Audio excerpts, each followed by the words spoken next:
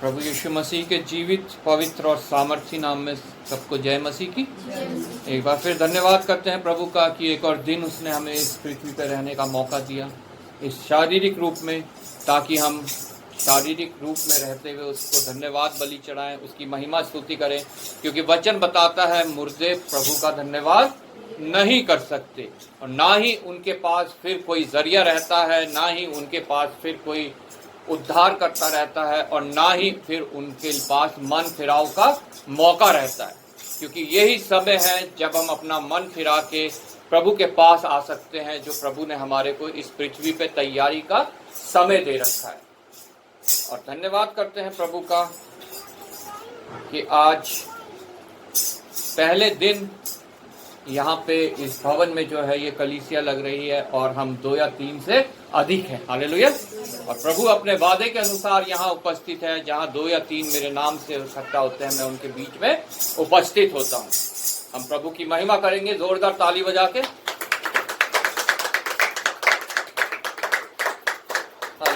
धन्यवाद धन्यवाद धन्यवाद पिता परमेश्वर, धन्यवाद करते हैं प्रभु का। आज हमने वचन पढ़ा, जब बाइबल रीडिंग में पुराने नियम से नए नियम से वहाँ का एक विषय वस्तु जो है हमें समझ आई कि प्रभु परमेश्वर को छोड़कर और कोई उद्धार करता परमेश्वर नहीं है, और किसी भी के पास कोई सामर्थ नहीं है।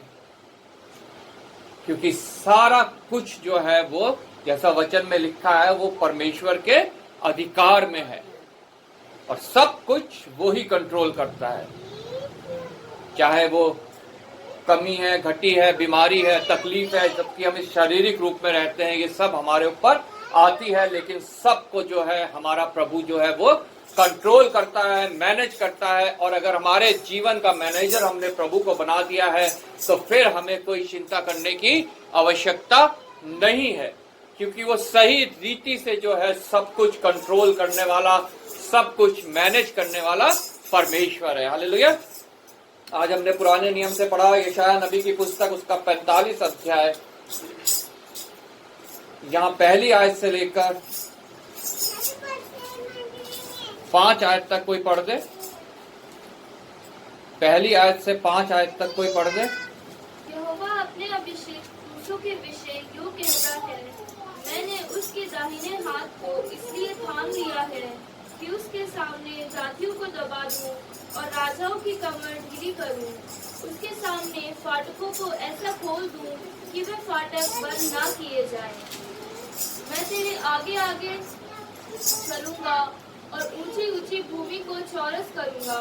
मैं पीतल की किवाड़ों को तोड़ डालूंगा और लोहे के बेड़ों को टुकड़े टुकड़े कर दूंगा। मैं तुझको अंधकार में छिपा हुआ और गुप्त स्थानों में गड़ा हुआ धन दूंगा, जिससे तू जाने कि मैं इस्राएल का परमेश्वर यहोवा हूँ, जो तुझे नाम लेकर बुलाता है। अपने दास याकूब और अपने चुने हुए इस्राएल के निमित्त मैंने नाम लेकर तुझे बुलाया है। यद्यपि तू मुझे नहीं जानता, तो भी मैंने तुझे पदवी दी है। मैं यहोवा हूँ और दूसरा कोई नहीं, मुझे छोड़ कोई परमेश्वर नहीं। यद्यपि तू मुझे नहीं जानता, तो भी मैं तेरी कमर कसूंगा। आइए प्रार्थना करें। धन्यवाद पिता परमेश्वर, धन्यवाद करते हैं प्रभु तेरे वचन के पढ़े और सुने जाने के लिए, जो हमारे से बातचीत करता है, हमें कायल करता है, कन्विक्ट करता है, हमारे जीवन को बदलता है, हमारे चाल चलन को बदलता है, और पिता परमेश्वर हमें नया जीवन दे के पिता परमेश्वर तेरे योग्य बनाता है। प्रभु इन वचनों के द्वारा आज जो कुछ तू बातें हमसे करना चाहता है वो हमसे जाहिर कर प्रभु। और पिता परमेश्वर हमें पिता परमेश्वर तू संभाल।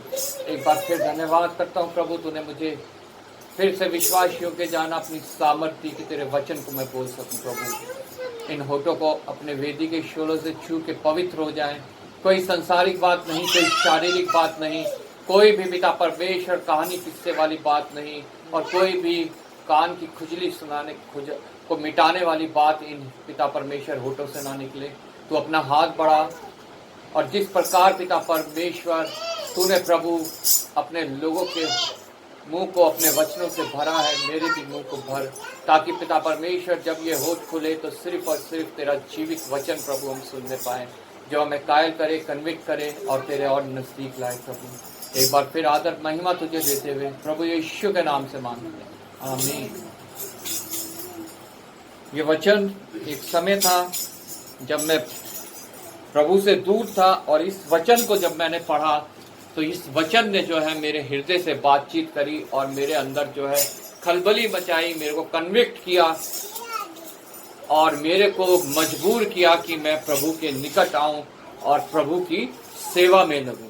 और आज यही वचन हमारी बाइबल रीडिंग में भी आया है। इस वचन में जब हम पढ़ते हैं तो ऐसा लगता है प्रभु मुझसे बात कर रहा है।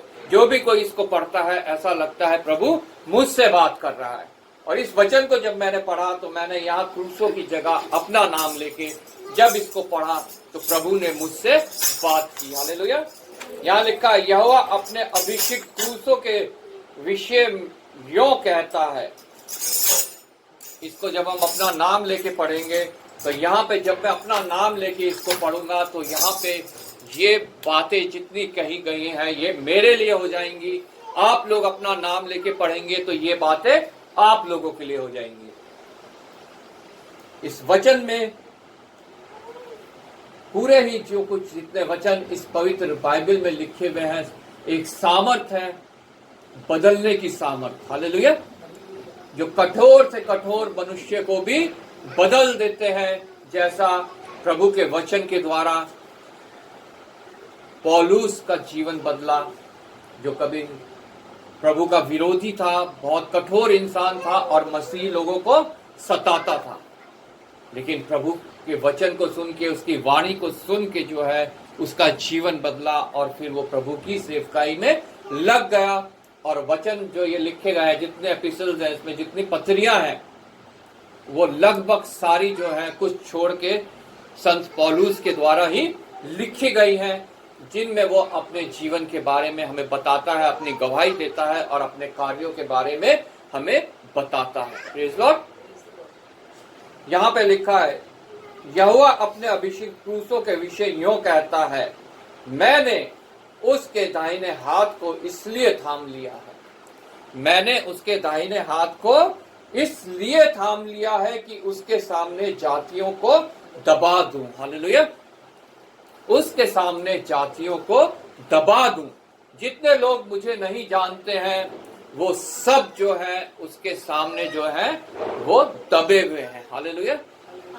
क्योंकि जितनों ने प्रभु यीशु मसीह पे विश्वास किया है उन्होंने प्रभु से सामर्थ पाई है, इन वचनों की सामर्थ। और जब ये वचन बोले जाते हैं लोगों के बीच में, जैसा हम प्रेरितों के काम में भी पढ़ते हैं कि जब ये वचन बोले गए, जैसे पढ़ा हमने आज के नए नियम की स्टडी में कि 5 उनकी संख्या बढ़कर 5000 हो गई।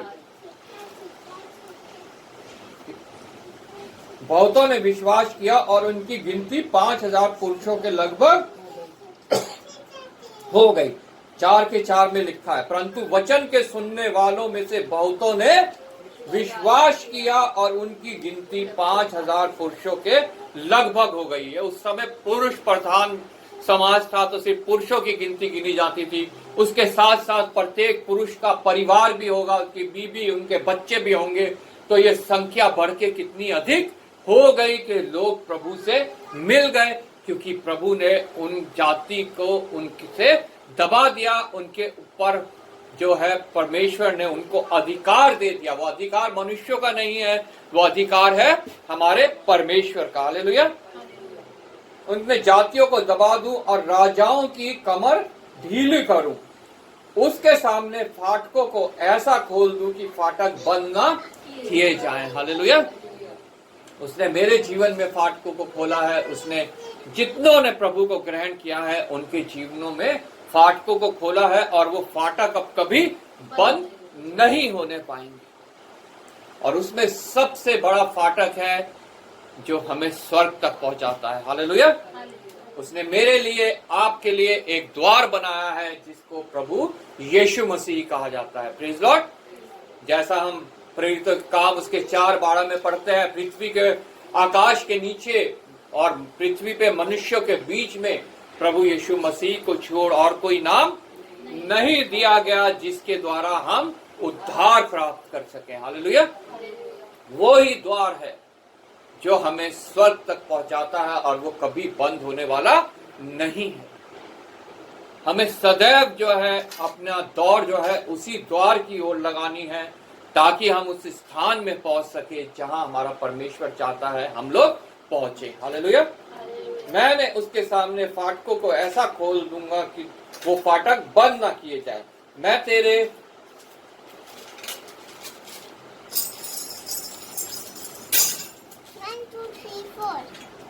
तेरे आगे आगे चलूंगा और ऊंची ऊंची भूमि को चौरस करूंगा। मैं तेरे आगे आगे चलूंगा मतलब मैं तेरी अगुवाई करूंगा। हालेलुया।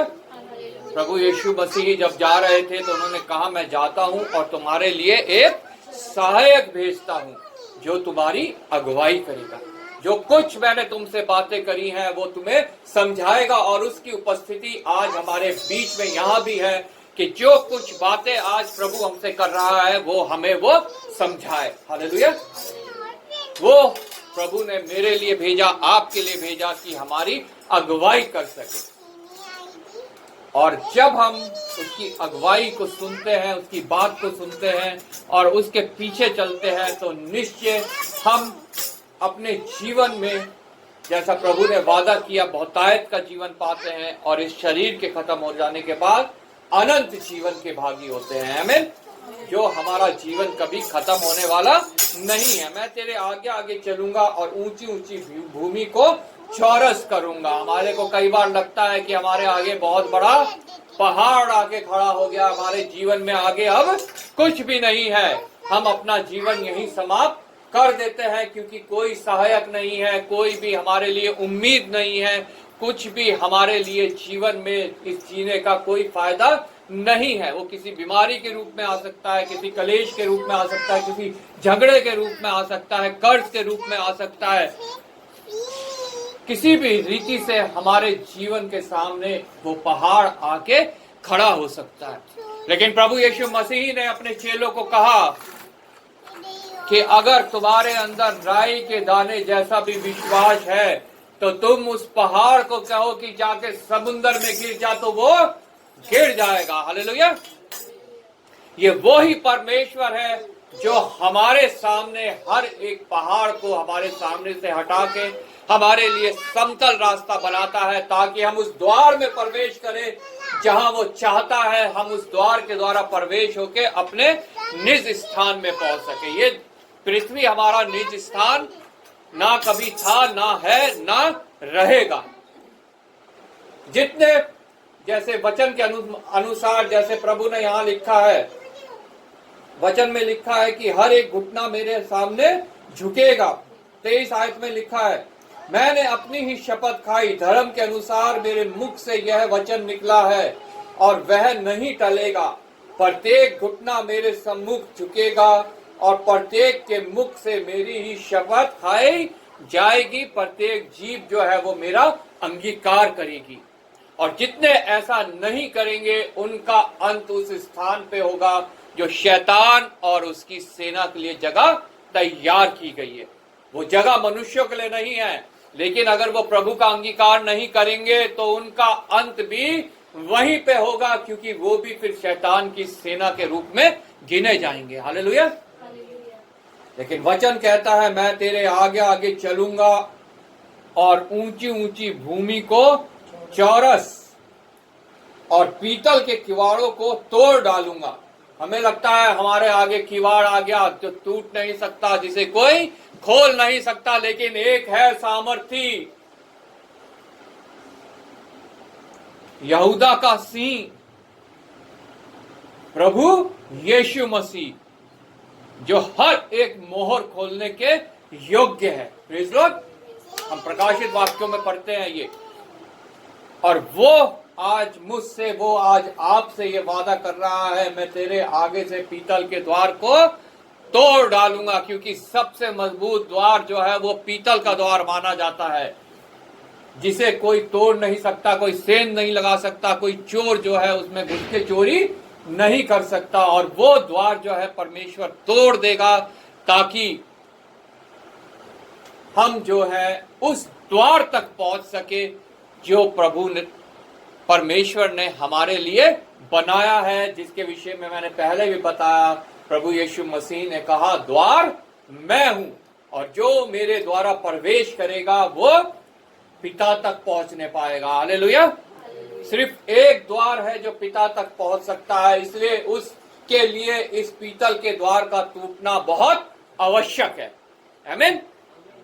जो हमें रोका रहता है उस द्वार तक पहुंचने के लिए, जो हमारा द्वार है जिस तक हमने पहुंचना है, जो हमें स्वर्ग तक पहुंचाता है। और वो पीतल का द्वार किसी भी रूप में हमारे आगे आ सकता है। जैसा मैंने पहले बताया, वो पहाड़ किसी भी रूप में हमारे आगे आ सकता है, ये पीतल का द्वार भी हमारे आगे किसी भी रूप में आ सकता है। लेकिन प्रभु का आज वादा कर रहा है हमसे कि वो उस द्वार को तोड़ डालेगा और लोहे के बेड़ों के टुकड़े टुकड़े कर दूंगा। लोहे की बेड़ियां आज हमारे को किसने बांधी है? शैतान ने। प्रत्येक मनुष्य को उसने जो है उन बेड़ियों से बांध के अपना गुलाम बना रखा है। लेकिन प्रभु हमारा सामर्थी है उन बेड़ियों को तोड़ने के लिए भी, उसका वचन सामर्थी है उन बेड़ियों को तोड़ने के लिए भी, जो तोड़ के हमें आजाद करके जो है वो परमेश्वर तक लेके आता है। प्रभु का वचन कहता है, तुम सत्य को जानोगे और सत्य तुम्हें स्वतंत्र करेगा। मतलब तुम्हारी उन बेड़ियों को जिनसे शैतान ने तुम्हें बांधा है तोड़ डालेगा और तुम स्वतंत्र हो जाओगे और तुम मेरे पास आ जाओगे। हालेलुया। और सत्य क्या है? प्रभु का वचन सत्य है और वचन देहधारी होके हमारे बीच में आया प्रभु यीशु के रूप में। हालेलुया। इसलिए प्रभु का वचन यहां बताता है कि मुझे छोड़ और कोई परमेश्वर है ही नहीं। आगे यहां पे लिखा है, मैं तुझको अंधकार में छुपा हुआ और गुप्त स्थानों में गड़ा हुआ धन दूंगा। कौन सा धन है ये? जो अंधकार में छिपा हुआ है। जब हम शैतानी जीवन जी रहे हैं, शारीरिक जीवन जी रहे हैं, संसारिक जीवन जी रहे हैं, तो हम लोग अंधकार में हैं। लेकिन उस अंधकार में भी एक धन छिपा हुआ है जो हमारे सामने है, लेकिन हमें दिख नहीं रहा है क्योंकि हमने ज्योति को स्वीकार नहीं किया है। ज्योति जगत में आई लेकिन जगत ने उसे स्वीकार नहीं किया क्योंकि उनके कार्य बुरे थे और वो कार्य जो है वो अंधकार के कार्य थे। हालेलुया। इसलिए प्रभु का वचन कहता है, मैं तुम्हें अंधकार में छिपा हुआ और गुप्त स्थानों में गड़ा हुआ धन दूंगा।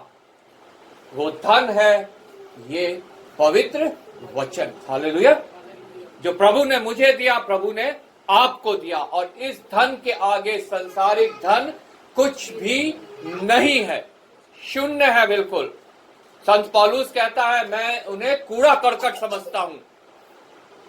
अगर आज हम भी इन चीजों को कूड़ा करकट समझते हैं और हम इस धन को ग्रहण करते हैं, तो निश्चय जब हम धर्म और धार्मिकता की खोज करते हैं तो बाकी सब चीजें जिनकी हमें जरूरत है हमारे पास अपने आप पहुंच जाती हैं। हालेलुया।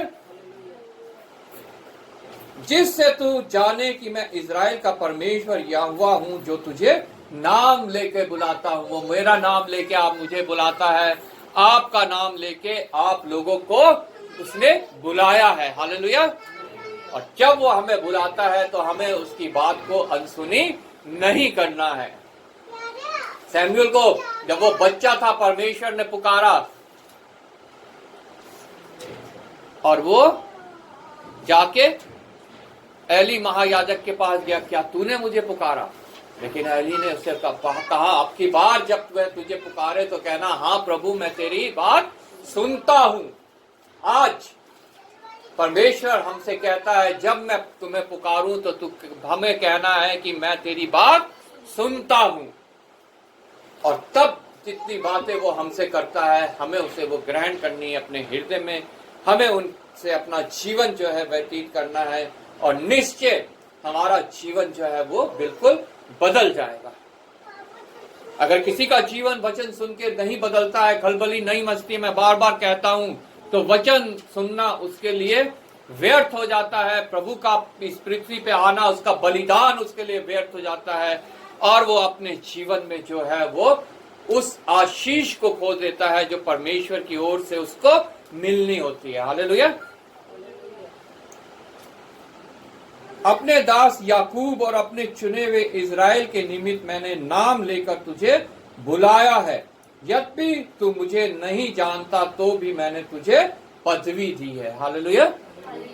जब हम उसे जानते नहीं थे तभी से उसने जो है हमें नाम लेके बुलाया और हमें पदवी दी है। मैं यहोवा हूं और दूसरा कोई नहीं, मुझे छोड़ कोई परमेश्वर नहीं, यद्यपि तू मुझे नहीं जानता तो भी मैं तेरी कमर कसूंगा। उसको छोड़ और कोई भी परमेश्वर है ही नहीं। आगे लिखा है, जिसने उद्याचल से लेकर अस्त्याचल तक लोग जान ले, जिससे उद्याचल से लेकर अस्त्याचल तक लोग जान ले कि मुझ बिना कोई है ही नहीं। मैं यहोवा हूं और दूसरा कोई नहीं, मुझ बिना कोई है ही नहीं। ना मैं हूं उसके बिना, ना आप हैं, और ना ही जितने लोग संसार में घूम रहे हैं उसका इनकार किए हुए, वो भी उसके बिना कुछ भी नहीं है, और ना उसको छोड़ हम कुछ कर सकते हैं। जैसे प्रभु यीशु मसीह ने कहा, मैं दाख लता हूं और तुम डालियां हो, और जो मुझ में बना रहता है वो बहुत सा फल लेके आता है, और जो नहीं बना रहता उसे काट दिया जाता है, छाड़ दिया जाता है और आग में झोंक दिया जाता है। आज हमें निर्णय लेना है, क्या हम उस डाली से जुड़े हुए हैं, क्या हम उस दाख लता से जुड़े हुए हैं कि नहीं जुड़े हैं। मैं उजियाले का बनाने वाला और अंधियारे का सृजनहार हूं। मैं शांति का दाता और विपत्ति को रचता हूं। हालेलुया। प्रभु यीशु मसीह शांति का दाता है और वो हमें अपनी शांति दे के गया है। जितने लोग उसके निकट आते हैं वो शांति पाते हैं। और निश्चय विपत्ति भी जो है प्रभु हमारे जीवन में कई बार लाता है कि हम उससे भटक ना जाएं, हम उससे दूर ना हो जाएं, इसलिए वो अपने सोठे का इस्तेमाल करता है हमें अपने पास लाने के लिए, धीरे धीरे से मार के, धीरे धीरे से हमारे ऊपर विपत्ति ला के। भजनकार दाऊद कहता है, तेरा सोटे और तेरे लाठी से मुझे शांति मिलती है। हालेलुया। यहाँ वो ही बात लिखी है कि मैं शांति का रचने वाला हूं और विपत्ति को भी, अंधकार को भी, विपत्ति को भी मैं ही रचता हूं। हालेलुया। ताकि हम उससे अलग ना हो जाएं, हम उससे दूर ना हो जाएं। यहोवा ही इन सब का करता है। हे आकाश ऊपर से धर्म बरसा, आकाश मंडल से धर्म की वर्षा हो, पृथ्वी खुले कि उद्धार उत्पन्न हो और धर्म भी उसके संग उग आए। मैं यहोवा ही ने उसे उत्पन्न किया। हालेलुया। अनुग्रह कहां से आया? पुत्र के द्वारा, प्रभु यीशु मसीह के द्वारा। आकाश मंडल खुला। यूहन्ना जब बपतिस्मा देके प्रभु यीशु मसीह को निकला तो उसने कहा, मैंने आकाश मंडल को खुला देखा और वहां से पवित्र आत्मा को प्रभु यीशु मसीह के ऊपर उतरते देखा। हालेलुया। ये वो ही बात लिखी है कि आकाश खुले और पृथ्वी में धर्म उत्पन्न हो।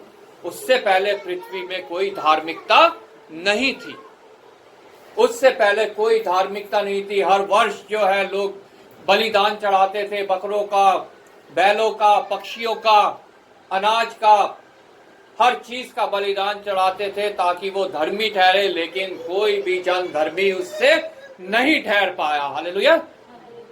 इसलिए आकाश मंडल खुला और वहां से धर्म की वर्षा हुई। हालेलुया। पृथ्वी खुले, लेकिन प्रभु का वचन कहता है आकाश मंडल तो मैंने खोल दिया, मैंने अपने पुत्र को भेज दिया और उसका भविष्यवाणी भी कर दी। सिर्फ उस आकाश को खोल के और उसके ऊपर पवित्र आत्मा को उतार के यूहन्ना के द्वारा उसके भविष्यवाणी भी कर दी कि यह मेरा प्रिय पुत्र है, मैंने इसे चुना है और ये तुम्हारे पापों से तुम्हें उद्धार देगा।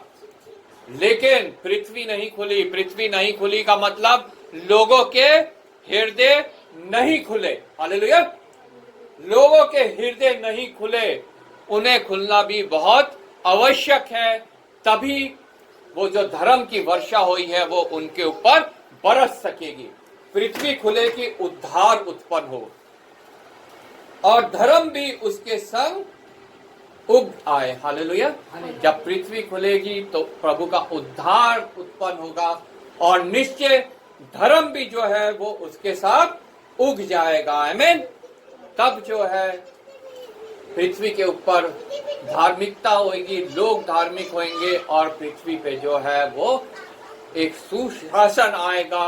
वो सब बातें खत्म होंगी जो प्रभु यीशु मसीह के विरोध की है। लेकिन उसके लिए इस वचन का पृथ्वी पे फैलना बहुत आवश्यक है, जिसके लिए उसने मुझे और आप लोगों को चुना है, जो उसके नजदीक आ चुके हैं, जिन्होंने वचन की शिक्षा पाई है, जो वचन को सुनते हैं, पढ़ते हैं, मनन करते हैं। उन सभी के लिए यह आवश्यक है कि इस वचन को वो दूसरों तक पहुंचाएं। हालेलुया। लेकिन आगे 9वीं आयत में लिखा है, हाय उन पर जो अपने रचने वाले से झगड़ता है। हमारा रचने वाला है प्रभु परमेश्वर, हमारा पिता। लेकिन प्रभु का वचन कहता है, हाय उन पे जो उससे लड़ते हैं, उससे झगड़ते हैं और निश्चय प्रभु जो है उन्हें मिटाने पे है अगर वो प्रभु के पास नहीं आते हैं। वह तो मिट्टी के ठीकरे में से एक ठीकरा है। मैं मिट्टी के ठीकरे में से एक ठीकरा हूं, आप लोग मिट्टी के ठीकरे में से एक ठीकरे हैं। हमारे को रचने वाला कुम्हार जो है वो प्रभु यीशु मसीह ही है। लेकिन अगर हम उससे कहते हैं तूने ये मुझे क्या बना दिया, कैसा रच दिया, तो ये हम उसका अपमान करते हैं। हालेलुया। लेकिन प्रभु का वचन कहता है कि मैं परमेश्वर हूं, मैं उद्धार करता हूं, तुम मेरे पास आओ। और संसार में किसी में ऐसी सामर्थ्य नहीं है कि वो प्रभु जिसको हम प्रभु करके ग्रहण करें और वो हमारा उद्धार कर सके। यहाँ 9वीं आयत से लिखा है, जो मूरत 44 की 9वीं आयत से लिखा है, जो मूरत खोद कर बनाते हैं वे सब के सब व्यर्थ हैं और जिन वस्तुओं में वे आनंद ढूंढते उनसे कुछ लाभ ना होगा। उनके साक्षी ना हो, ना तो आप कुछ देखते हैं और ना कुछ जानते हैं, इसलिए उनको लज्जित होना पड़ेगा। हालेलुया। आज हो मैं भी मूर्ति पूजा से आ सकता हूँ, आप लोग में भी मूर्ति पूजक हो सकते हैं, लेकिन जो प्रभु को ग्रहण कर लेता है वो इस बात को समझ जाता है, जो मूरत खोद कर बनाते हैं वे सब के सब व्यर्थ हैं, क्योंकि मूरत किसी का उद्धार नहीं कर सकती। और जिन वस्तुओं में वे आनंद ढूंढते हैं, बहुत सा हम देखते हैं कि लोग बाग जो है मूर्तों के सामने आनंद ढूंढ रहे हैं, नाच रहे हैं, गा रहे हैं, झूम रहे हैं। लेकिन प्रभु का वचन कहता है कि जो मूर्तों में आनंद ढूंढते हैं उनसे कुछ लाभ ना होगा। उनके साक्षी ना तो आप कुछ देखते और ना कुछ जानते हैं। मतलब वो मूर्तें जो है ना आप कुछ देखती है ना कुछ जानती है, इसलिए उनको लज्जित होना पड़ेगा। जो ऐसा करते हैं, जो जीवित परमेश्वर का इनकार करते हैं, उसे ठुकराते हैं, उन्हें लज्जित होना पड़ेगा। हालेलुया। तो क्या हम लज्जित होने के लिए इस पृथ्वी पे आए हैं कि हम जो है प्रभु के द्वारा महिमा में होने के लिए इस पृथ्वी पे आए हैं? हमें ये जांचना है, ये जानना है कि हमारा विश्वास क्या है, हम किसकी ओर ताकते हैं। क्या हम वचन को सत्य मानते हैं, इसको अपने जीवन में ग्रहण करके लागू करते हैं कि नहीं करते हैं। हालेलुया। प्रभु आपको इस वचन के द्वारा आशीष दे। इस वचन के द्वारा एक छुटकारा है, जैसा भी हमने पढ़ा, पुरुषों का हाथ प्रभु ने थामा, वो मेरा हाथ थामता है, आपका हाथ थामता है, ताकि हमारे आगे से हर पहाड़ को हटा दे, पीतल के द्वार को तोड़ दे और हमें वो गुप्त धन दे जो हमें हमारे द्वार तक जाने में सहायक होता है। हालेलुया। प्रभु आपको इस वचन के द्वारा आशीष दे। नाम लियो रे, यीशु का मंगलकारी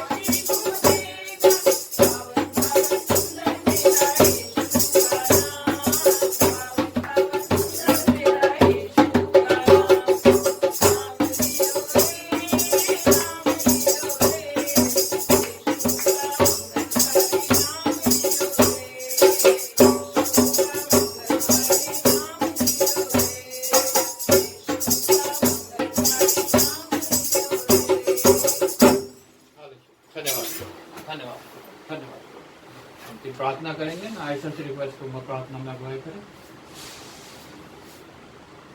आइए हम प्रार्थना हाँ, करें। धन्यवाद। धन्यवाद करते हैं परमेश्वर, आपने हमें एक मौका दिया है परमेश्वर कि हम आपके नज़दीकी में आने वाले हो सके परमेश्वर। धन्यवाद करते हैं परमेश्वर कि इस भवन को आपने खोला है परमेश्वर की, यहाँ पर आप लोग आके परमेश्वर आपके नाम से जाने वाले हो सके परमेश्वर, आपकी स्तुति और आराधना इस Name of करके होने वाली Jesus, हो सके हालेलुया। धन्यवाद प्रभु, धन्यवाद परमेश्वर। प्रभु। मैं आपका धन्यवाद करती हूँ, आपने अब तक हमें संभाला है परमेश्वर, और परमेश्वर हमें जिंदगी ज़मीन पर रखा है, इसलिए हम आपका आमीन, धन्यवाद करते आमीन, हैं आमीन। परमेश्वर। धन्यवाद करते हैं परमेश्वर सुंदर वचन के लिए परमेश्वर जो आज दिया गया है